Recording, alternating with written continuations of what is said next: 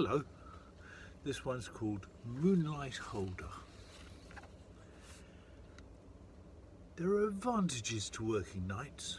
Maybe not if you're a family man or watch a lot of television, but for people like Terry and I who live on our own and largely make our own entertainment, there are advantages. We share a small terraced house split into two flats. I'm upstairs and he's downstairs in the so-called garden flat. That means he has the advantage of a yard out the back with high walls all around it and about 3 feet of trodden dirt between his front window and the pavement. Terry was already there when I moved in. Actually, he suggested it. It stemmed from a chance encounter at a party. We found ourselves mutual wallflowers.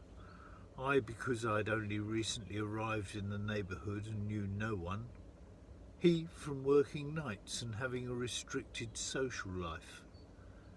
Terry also suggested the job at the rectifier factory, sharing a night shift with him.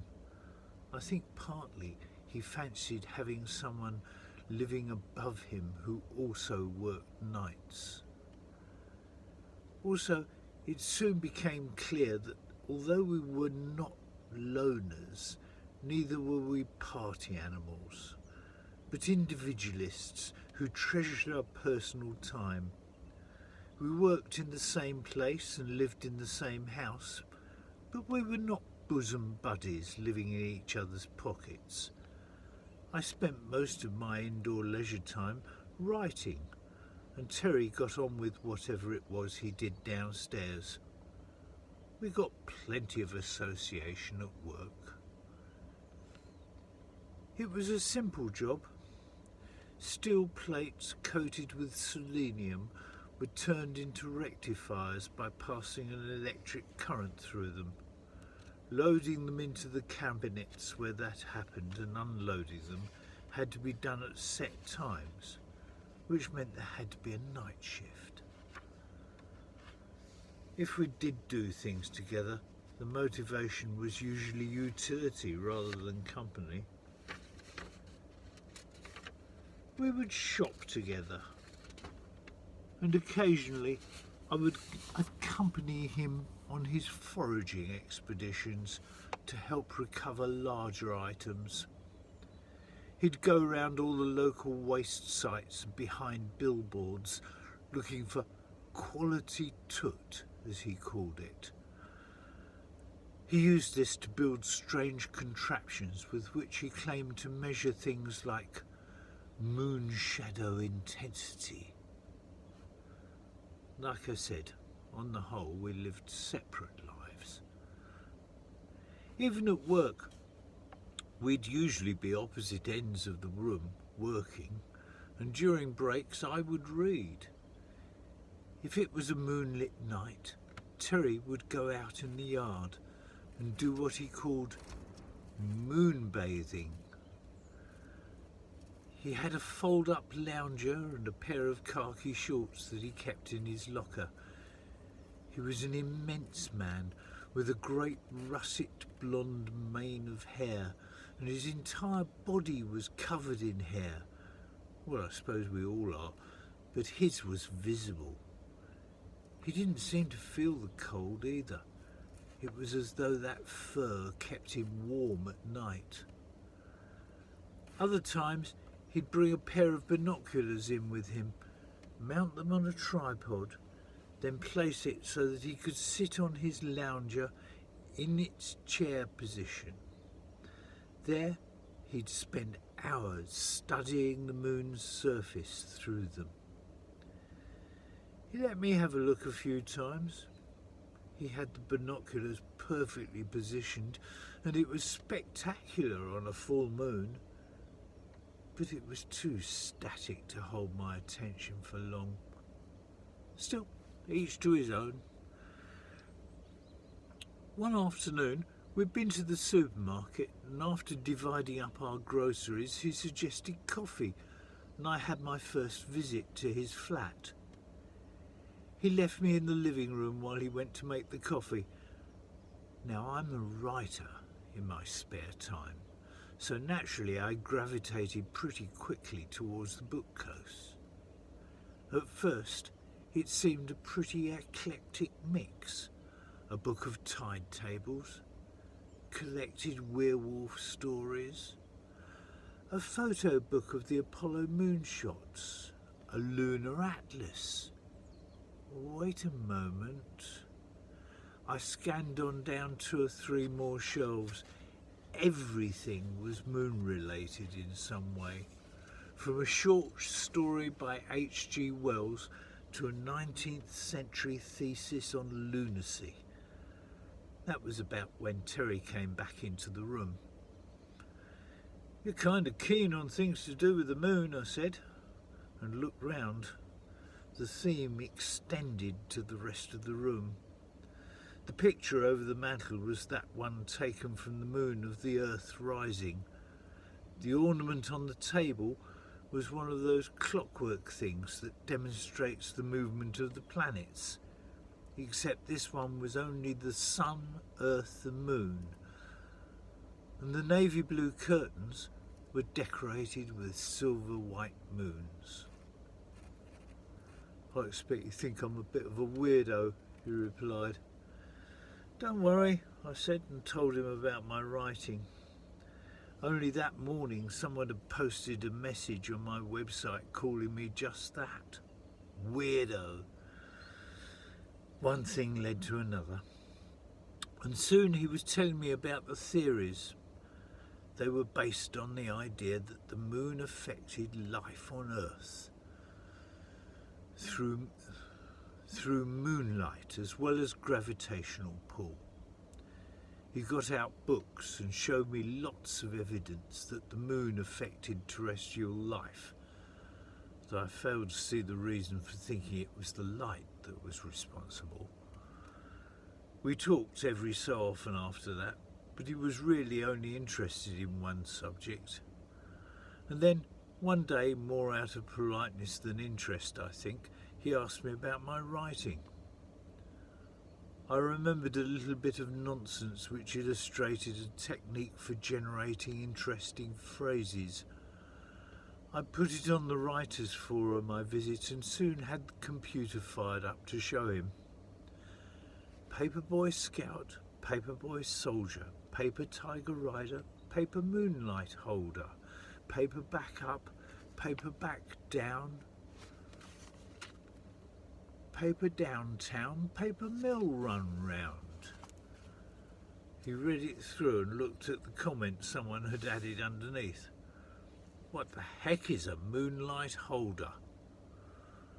"I've never heard of one, but it's quite an idea," he said. I tried to explain the process I'd gone through to arrive at the phrase. I realised there's an awful lot of words associated with paper, and after listing them, I looked for words that associated with them. So Paper Boy, Boy Scout. In the last line, I've taken it one step further, so Paper Moon, Moonlight, Light Holder. I was beginning to get into my flow when I realised he wasn't really with me any longer. I abandoned Sea Snail Pace, Sea Legs 11, Mid-Ocean Wave, Mid-Riff Playing. I found out long ago there's a difference between those who are interested in words and how you write and those who are interested in what you write. And I wasn't actually sure he fitted either category. Like I say, I think he was only being polite. So I changed the subject, and soon after that he made his excuses and went back downstairs. Over the next couple of weeks, I saw even less than normal of him outside work. Other than a toot-seeking expedition, though I heard him working downstairs every morning when we came back. Then one afternoon he came knocking at my door, which was strange. It was a Sunday. We were not due into work. The shops would be shut, and he'd never come looking for me without a prior arrangement before. He was very excited and asked me to come down and see what he'd been building. His front room was filled with a large three-dimensional silver crescent attached to a similarly silvered discus, and in the back room was a strangely cogged base. "It comes apart to get it through the doorway," he said, "but the pieces are quite heavy because of the lining. Could I have a hand getting it out into the yard? It's an ideal night. The moon's full and it rises early, so we should be getting almost maximum moonlight tonight." Whilst he was talking, he'd been undoing the clips that joined the structure, and I saw that although the outside was covered in aluminium foil, the inner lining was covered with the little rectifier plates I knew so well from work. He must have misinterpreted my look, because he quickly explained that they were the duds that had failed to rectify a current. I knew it had to be true. All the others would be accounted. I just thought, not that I really cared. I felt no great loyalty for our employer. I just thought Terry had finally flipped. "What is it?" I asked. He looked at me in astonishment. "A moonlight holder, of course. I'm going to collect for the first half of the night, and then I shall release it and give myself a really concentrated dose for the second half of the night. See if that has the sort of effect I think it will." What could I say? I helped him carry the pieces outside, and he showed me the retaining lens in the discus, the curved mirror of the crescent reflected into, and explained the significance of the selenium plates. Coated with the metal of Selene, goddess of the moon, and of the aluminium foil outer covering, its name means "that lights up." We erected the parts on the base, and he explained that he would have to hand crank it at a given rate to keep the moon on the correct alignment as it passed over, and how he would release the light slowly during the latter part of the night to reinforce the natural moonlight. It was a good thing our yard had wide, high walls and no one was going to witness this lunacy. They call me a weirdo because I write stories. I couldn't get back to my stories and computer quickly enough. The forum was a great escape. I was getting involved with a lady who only wrote poetry. She'd been through a period of using alliteration and simple rhymes and rhythms, and had moved on to a series of conflict poems that were far more interesting and made much better use of her undoubted talents. Now she was starting to tackle the basic issues of her personal identity. It made a pleasant change from the fantasy werewolf stories teenagers kept submitting. I was thinking it couldn't be long before she moved into other forms, such as the sonnet, or possibly out of poems altogether and into short stories, when the dogs started. I might not have noticed it in the old days, but Terry had pointed something out to me. Dogs howl at the moon, but they only howl at some moons, and then only at certain times during that moon's transit. He collected data about things that happened during moonlight hours and was always looking for correlations. Even then, I might not have noticed, except that there was a particularly close and loud dog that I had not heard before. It might almost have been with Terry in the yard. After a bit, the howling stopped and there was a fair bit of crashing and banging. I assumed it was Terry trying to get his machine to let out the light he'd gathered, as it stopped when the moon set. I don't know what he did after that, but I didn't hear the back door until dawn. That night when I knocked for him to go to work, he looked rough and had one of his fingers bandaged. He muttered something about losing a nail and trouble opening the door. I gathered his equipment had not worked too well. Delicacy stopped me inquiring further, but he must have had a nasty accident.